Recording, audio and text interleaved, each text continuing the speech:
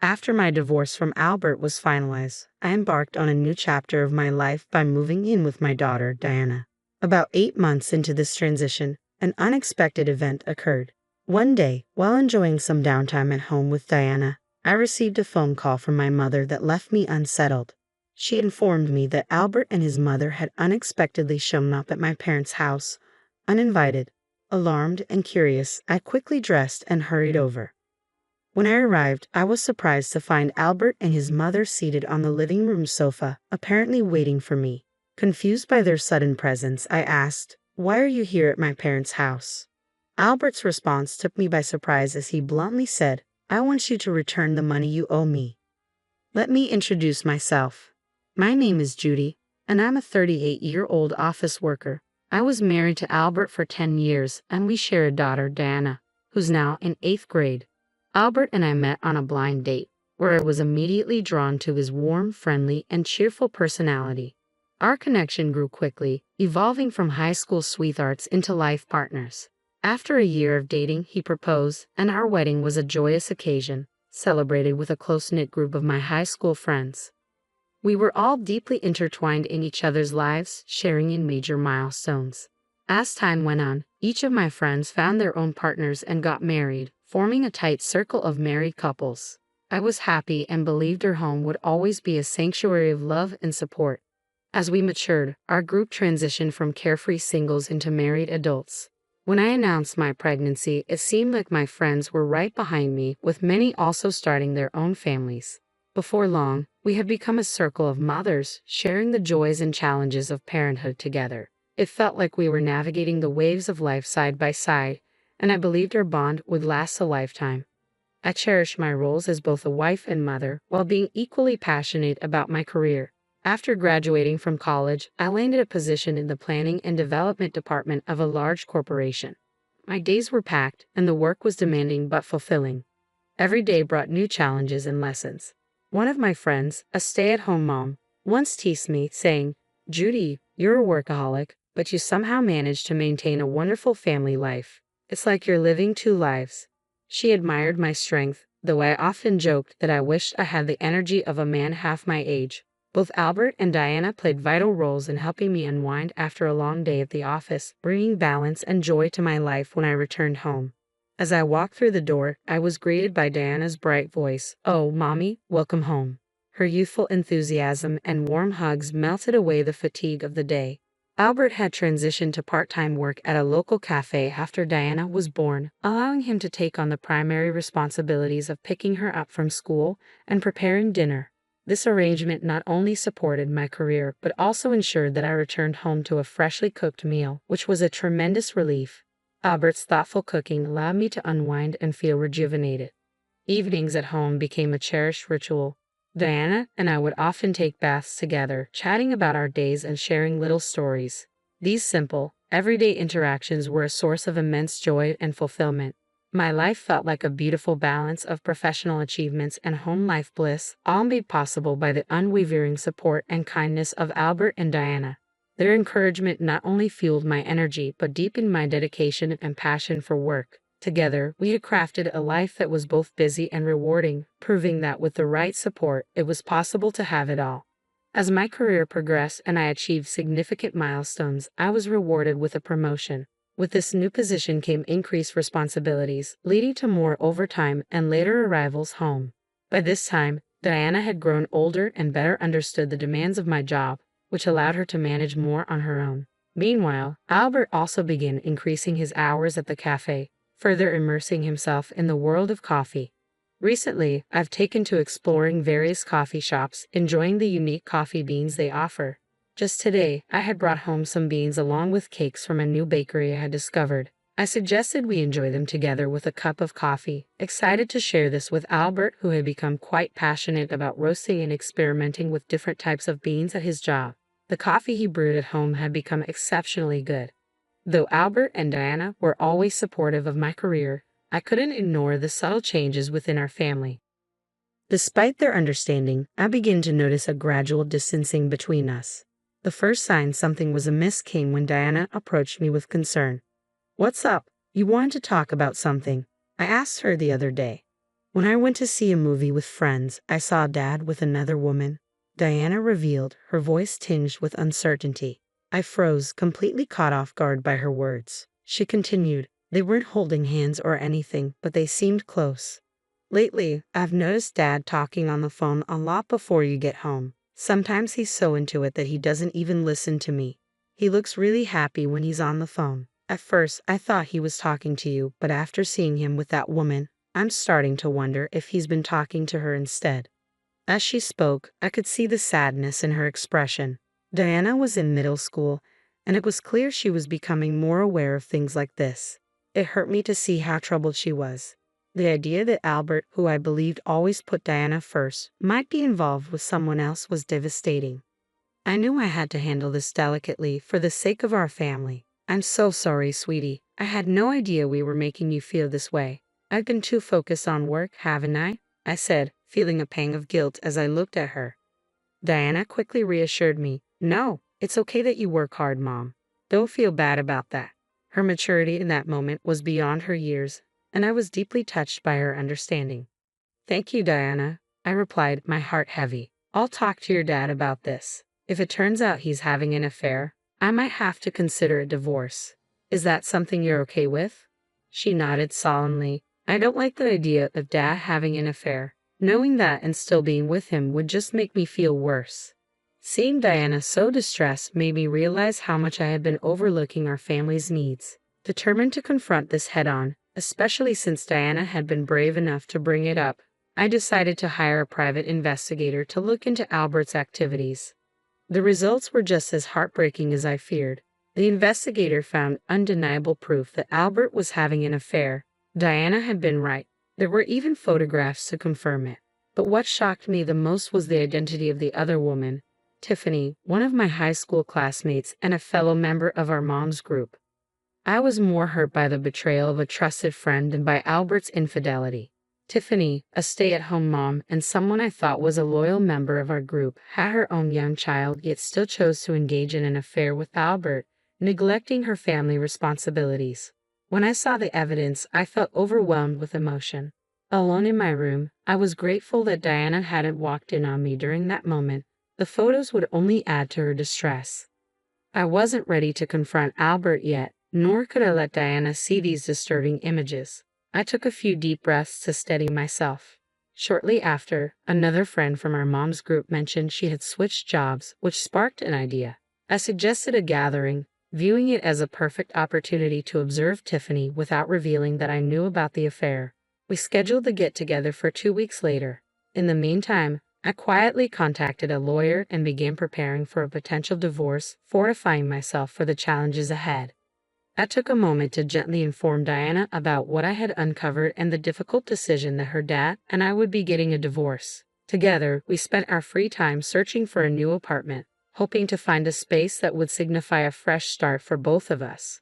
As the day of the planned gathering approached, I felt a mix of anticipation and dread. When the day finally arrived, I engaged in casual conversation with my friends, starting with questions about one friend's new job. We all shared updates on our lives, and Tiffany appeared oblivious to the fact that I knew her secret. During our conversation, she lamented her routine, saying, "I'm just a housewife stuck in the same routine, unlike all of you who have careers and don't have to work because your husbands support you." Another friend quickly pointed out, "I do appreciate my husband," to which Tiffany responded, "But sometimes," feeling a bit bored, I decided it was time to address the elephant in the room. "So, is that why you're having an affair with other people's husbands?" I asked, turning directly to Tiffany.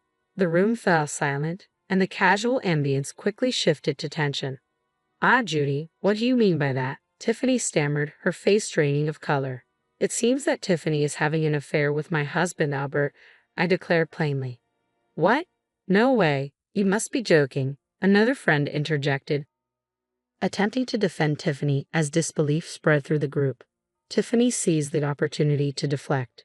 "That's right, Judy. What are you talking about? You must have confused me with someone else."